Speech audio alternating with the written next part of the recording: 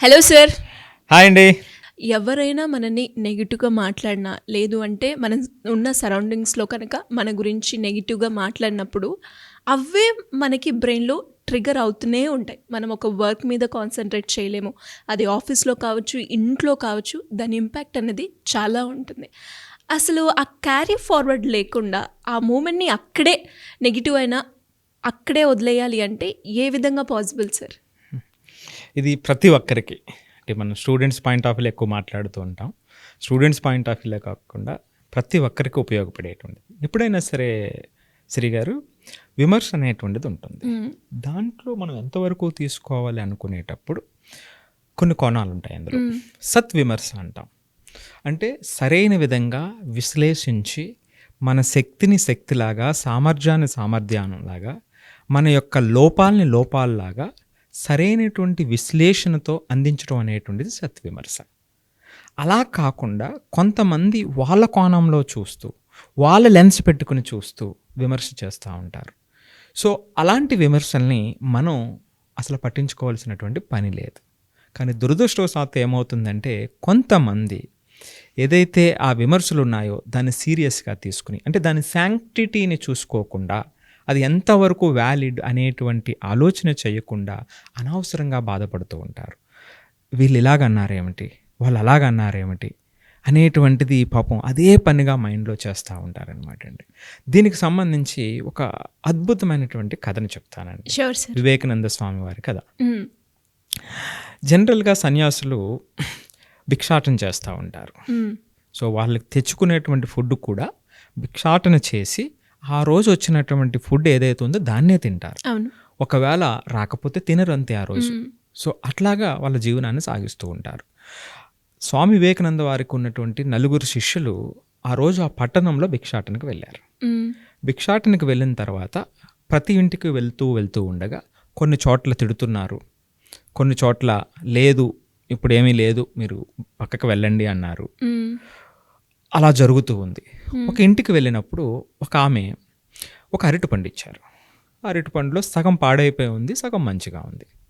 ఇంకో ఇంటికి వెళ్తే లేదు మా దగ్గర ఏమీ లేదు పక్కకు వెళ్ళండి అన్నారు. ఇంకో ఇంటికి వెళ్తే తిట్టారు.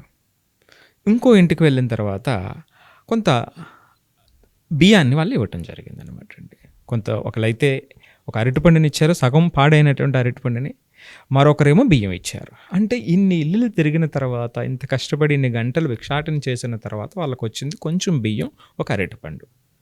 వచ్చే టైంలో అంటే మఠానికి మరలా తిరిగి వచ్చేటువంటి సమయంలో ఆ అరటిపండు పాడైనటువంటి భాగాన్ని తీసేసి మంచి భాగాన్ని అక్కడ ఉన్నటువంటి ఒక ఆవుకి పెట్టేసి ఆ బియ్యాన్ని తీసుకుని మఠానికి వచ్చారు. వచ్చిన తర్వాత కొంతసేపు తర్వాత వివేకానంద వారు చూస్తే ఆ నలుగురు శిష్యుల్లో ఒక శిష్యుడు ఒక మూల కూర్చొని ఎంతో బాధగా ఆవేదనగా కనిపిస్తూ ఉన్నాడు. ఆయన మహాజ్ఞాని కదండి. ఆ శిష్యుడి దగ్గరికి వెళ్ళి ఏమైంది నాయనా, ఎందుకు అట్లాగా ఇబ్బందిగా ఉన్నావు అని అడిగితే, స్వామి మనం భిక్షాటనకి వెళ్ళాము, ఎవరు వచ్చినట్టు వాటిని మాట్లాడారు. సో నాకేం అర్థం కావట్లేదు. కొంతమంది అయితే తిట్టారు, హ్మ్. కొంతమంది అయితే పాడైనటువంటి అరటిపండుని ఇచ్చారు. హ్మ్. సో నాకేం అర్థం కావట్లేదు, ఎందుకు మనం ఇట్లాగా అని బాధపడుతూ చెప్తే ఆయనకు అర్థమైంది. ఓహో అట్లాగా అని. ఆయన ఏమి చెప్పకుండా కొన్ని క్వశ్చన్స్ ఆయన ఆ శిష్యుని వేశారనమాట. ఓకే. మొదటి క్వశ్చన్ ఏమిటంటే, హ్మ్. మనకి ఏమి ఇచ్చారు అన్నాడు. హ్మ్. ఏమి ఇచ్చారు అంటే పాడైన ఒక అరటిపండు, హ్మ్. బియ్యం ఇచ్చారు అన్నాడు. ఓకే, మనం ఏం తెచ్చుకున్నాం అన్నాడు. హ్మ్. సో మనం ఏం తెచ్చుకున్నాము అంటే ఆ అరటిపండులో పాడైన భాగాన్ని తీసేసి మిగిలిన అరటిపండుని ఆవుకు పెట్టి బియ్యాన్ని మాత్రం మనం తెచ్చుకున్నాము అన్నారు. హ్మ్. అంతే కదా. సో మనం తెచ్చుకున్నది బియ్యమే కదా, మరి నువ్వు ఎందుకు బాధపడుతున్నావు అన్న. తిట్టినందుకు బాధపడుతున్నావు, మరి తిట్లను తెచ్చుకోలేదు కదా నువ్వు. హ్మ్. సో ఇప్పుడు వరకు నువ్వేం తెచ్చుకున్నావు అంటే బియ్యం మాత్రమే తెచ్చుకున్నావు అని చెప్పావు కదా, మరి అవును. తిట్లు చెప్పలేదు కదా అందులో. మరి తిట్లు ఎక్కడి నుంచి వచ్చినాయి? హ్మ్. యెస్. నువ్వు తీసుకుంటే కదా వచ్చేది నీ అవును. దగ్గరికి, మరి తీసుకోకపోతే నీ దగ్గరికి ఎందుకు వస్తుంది? మనం అసలు తెచ్చుకోలేదు కదా దాన్ని అని చెప్పడంతో శిష్యుడికి తత్వం బోధపడింది. అవును స్వామి, మీరు చెప్పింది నిజమే. సో మనం ఎంత తీసుకుంటే అంతే. సో కాబట్టి అది అవసరం లేనిది, అక్కడ తీసుకోవాల్సినటువంటి పని లేదు అని వెంటనే ఆయన రికవర్ అయ్యి అతని పనిలోకి అతను పడటం జరిగిందనమాట అండి. సో ఈ విధంగా జనరల్గా మన జీవితంలో కూడా రకరకాల సంఘటనలు జరుగుతూ ఉంటాయి. నిజంగా నేను ఇందాక చెప్పినట్టుగా సత్విమర్శ జరుగుతూ ఉండేటప్పుడు ఖచ్చితంగా మనకు ఒక ఆపర్చునిటీ, మన వెల్విషర్స్ కానివ్వండి, మన గైడ్స్ కానివ్వండి, మన మెంటర్స్ కానివ్వండి, మంచి విమర్శ చేసినప్పుడు మన యొక్క సామర్థ్యాన్ని, మన యొక్క లోపాలని రెండింటిని అర్థం చేసుకుని చేసేటువంటి విమర్శ ఏదైతే ఉందో మన ఉన్నతికి ఉపయోగపడుతుంది. అలా కాని విమర్శలన్నీ కూడా అంటే ఈ మొదటి దాంట్లో మీరు ఓపెన్గా లేకపోతే మీ గ్రోత్కి ఆటంకం అవుతుంది. సో లేనివి, అవసరం లేనివి తలకెక్కించుకుంటే మన యొక్క ఎనర్జీ అనేది తగ్గించేస్తూ ఉంటాయి. సో వీటిని పట్టించుకోకూడదు అనేటువంటిది సారాంశం అండి. సో దీనికి మనం ఆ విమర్శను ఎలా తీసుకోవాలి అనేటువంటి దాంట్లో ఆ ప్రాపర్ ట్రైనింగ్ పిల్లలకి ఇవ్వటం చేయాలి. లేకపోతే ఏమవుతుందంటే పిల్లలు ఏది చెప్పినా సరే పట్టించుకునేటువంటి తత్వంలో కూడా వెళ్ళిపోయేటువంటి అవకాశం ఉంటుంది. ఆ మధ్యలో ఉన్నటువంటి ఆ సన్న గీతను చక్కగా మనం రకరకాల యాక్టివిటీస్ ద్వారా వాళ్ళకి వివరించేటువంటి ప్రయత్నం, అర్థం చేసుకునేటువంటి ప్రయత్నం చేయగలగాలన్నమాట అండి. పిల్లల మీద ఎలాంటి ఎఫెక్ట్ చూపిస్తుంది సార్ ఇలాంటి సిచ్యువేషన్ని క్యారీ ఫార్వర్డ్ చేస్తూ ఉండడం వల్ల? చాలా ఎక్కువ ప్రభావం చూపుతుందండి. ఎందుకంటే మీరు ఒక ఎప్పుడు జరిగేటువంటి ఉదాహరణ అంటే ఇప్పుడు కాదు కానీ ఒక 10-20 సంవత్సరాల క్రితం అమ్మాయిల విషయంలో అటు టీచర్స్, పేరెంట్స్ కూడా నీకెందుకులే చదువు. కొంతమంది టీచర్స్ అయితే చాలా ఓపెన్గా క్లాసుల్లోనే, నేను చదువుకున్న టైంలో కూడా కొద్దిమంది టీచర్స్ రాకపోతే, మార్కులు రాకపోతే ఎల్లు గిన్నెలు కడుక్కో అనేటువంటి విధంగా మాట్లాడేటువంటి వాళ్ళు ఉంటారండి. ఇలాంటి మాటలు ఏం చేస్తాయంటే వాళ్ళని, ఆ చిన్నపిల్లల్ని చాలా ఎక్కువ ప్రభావం చూపుతాయి. ఖచ్చితంగా అలాంటి మాటల వల్ల ఆ లిమిటెడ్ ఆపర్చునిటీస్కి వెళ్ళిపోయేటువంటి పిల్లలు చాలామంది ఉంటారండి. True sir. సో చాలా అతి తక్కువ మంది మాత్రమే దాన్ని ఛేదించి వచ్చేటువంటి వాళ్ళు చాలా అతి తక్కువ మంది ఉంటారండి.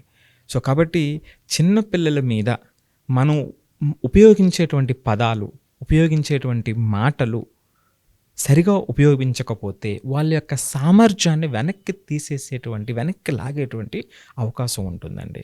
సో కాబట్టి అదే సందర్భంలో వాళ్ళ తప్పుల్ని తెలుసుకునేటువంటి విధంగా కూడా ఎదిగేటట్టు చేయాలి. ఈ పాయింట్ చాలా ఇంపార్టెంట్ సార్. మనం చెప్పే విధానంలోనే ఉంటుంది, నేను రైట్ వేకి వెళ్ళాలా, రాంగ్ వేకి వెళ్ళాలా అనేది. ఎస్. సో అది చాలా చాలా ఇంపార్టెంట్ అండి. అది చాలా జాగ్రత్తగా నేర్పవలసినటువంటి అవసరం ఉంటుంది. ఎప్పుడైతే వన్స్ వాళ్ళు ఆ తేడాను గమనించగలిగారో వెంటనే రోజువారీ కార్యకలాపాల్లో నేర్చుకోవాల్సింది నేర్చుకుంటారు, వదిలేయవలసింది వదిలేస్తారు. రైట్ వేలో వాళ్ళు ముందుకు వెళ్తారండి. True sir. అండ్ నిజంగా మీరు చెప్పినట్టుగా ఇది ప్రతి ఒక్కరిలో జరుగుతూ ఉంటుంది, కానీ దాన్ని తీసుకునే విధానం బట్టి ఉంటుంది దాని ఎఫెక్ట్ అనేది. అండ్ ఆ స్టోరీ కూడా చాలా బాగా ఇంట్రెస్టింగ్గా ఉంది. అండ్ ఇన్ఫ్యాక్ట్ నాకు కూడా కనెక్ట్ అయిందని చెప్తాను నేనైతే. బికాస్ ఎవరైనా కూడా ఏదన్నా ఒకటి అయ్యింది అంటే దాన్నే పట్టుకొని కూర్చుంటూ ఉంటారు. దాని ఎఫెక్ట్ ఇటు వర్క్లో కావచ్చు, లేదంటే స్ట్రెస్ పరంగా కావచ్చు, మెంటల్గా, ఫిజికల్గా దాని ఎఫెక్ట్ చాలా ఉంటుంది. అండ్ పిల్లల్లో అయితే అకాడమిక్ పర్ఫార్మెన్స్లో కావచ్చు, అండ్ ఇన్యాక్టివ్గా అయిపోవడం కావచ్చు, ఇవన్నీ ఎక్కువగా చూస్తూ ఉంటాం. అలా ఎవరికైనా కూడా మీ గైడెన్స్ కావాలి అంటే ఒక కెరియర్ గైడెన్స్ ప్రకారంగా కావచ్చు, లేదు అంటే మేము ఈ సిచ్యువేషన్లో ఉన్నాము, ఎలా బయటపడాలి అనుకునే వాళ్ళు మిమ్మల్ని ఏ రకంగా అప్రోచ్ అయ్యే ఛాన్స్ ఉంది? సో ఖచ్చితంగా అండి, పిల్లలకి కెరియర్ గైడెన్స్కి సంబంధించి లెర్నింగ్ ఎబిలిటీస్, డిజబిలిటీస్ సంబంధించి కానివ్వండి, లేదా జేఈ నీట్లో ఆ ప్రయాణంలో మెంటర్షిప్ కానివ్వండి, డిఫరెంట్ కోర్సెస్ మనం చేస్తూ ఉన్నాము. సో చేసేటువంటి క్రమంలో 1-to-1 సెషన్స్ జరుగుతూ ఉన్నాయి, లేదా గ్రూప్ సెషన్స్ జరుగుతున్నాయి. వాళ్ళ యొక్క అవసరానికి అనుగుణంగా స్క్రీన్ మీద ఏదైతే నెంబర్ ఉందో దానికి కాల్ చేసి డీటెయిల్స్ వాళ్ళు పొందొచ్చండి. Thank you sir. Thank you so much. Thank you అండి.